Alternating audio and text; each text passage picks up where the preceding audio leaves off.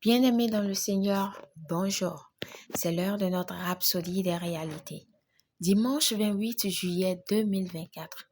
Parce que Christ partage avec nous sur le thème « Nous sommes la force qui les repousse ». Alléluia. Notre verset d'ouverture est tiré de 2 Thessaloniciens 2, verset 3.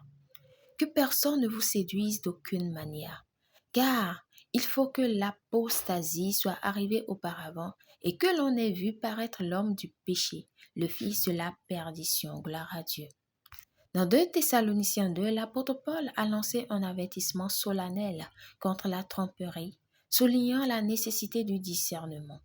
Il affirmait qu'avant le jour du Seigneur, il y aurait d'abord l'apostasie et l'apparition de l'homme du péché, le fils de perdition, une référence à l'Antéchrist. Cet Antéchrist est décrit comme quelqu'un qui s'oppose et s'exalte au-dessus de tout ce qui est adoré, se déclarant même Dieu. Paul a rappelé aux Thessaloniciens ses enseignements antérieurs à ce sujet, les exhortant à se rappeler de ceux qui retenaient l'apparition de l'Antéchrist jusqu'au moment opportun. Alléluia. Cette rétention a pour but d'assurer que l'Antéchrist ne soit révélé qu'au moment opportun comme prédéterminé par Dieu. Qui ou qu'est-ce qui empêche l'Antéchrist de se manifester pleinement? C'est l'Église. La Bible dit « Et maintenant vous savez ce qui le retient, afin qu'il ne paraisse qu'en son temps. Car le mystère de l'iniquité agit déjà.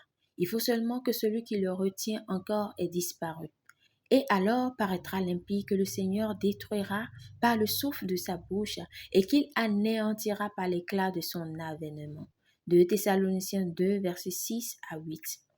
Notre présence sur la terre sert de barrière contre le déchaînement des intentions malveillantes de Satan.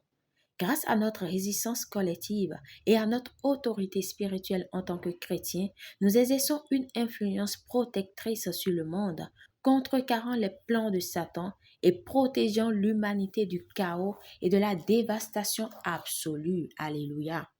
Par conséquent, il incombe à l'Église de comprendre quel est notre rôle crucial dans ce calendrier divin. Par la puissance du Saint-Esprit, nous retenons les forces des ténèbres jusqu'au moment fixé et décrété par Dieu. De plus, nous utilisons le puissant nom de Jésus-Christ, car toute l'autorité de Dieu est investie dans son nom, et ce nom nous a été donné pour que nous puissions vivre par cela. Gloire à Dieu. Prière.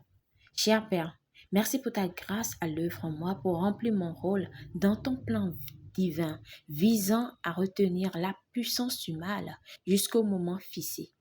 Par la puissance du Saint-Esprit et au nom de Jésus, je dissipe les œuvres des ténèbres et je contrecarre les plans de l'ennemi pour la préservation des vies et pour que beaucoup soient transformés par l'Évangile au nom de Jésus. Amen. Pour une étude approfondie, nous lisons 2 Thessaloniciens 2, versets 6 à 8. 2 Thessaloniciens 2, verset 3.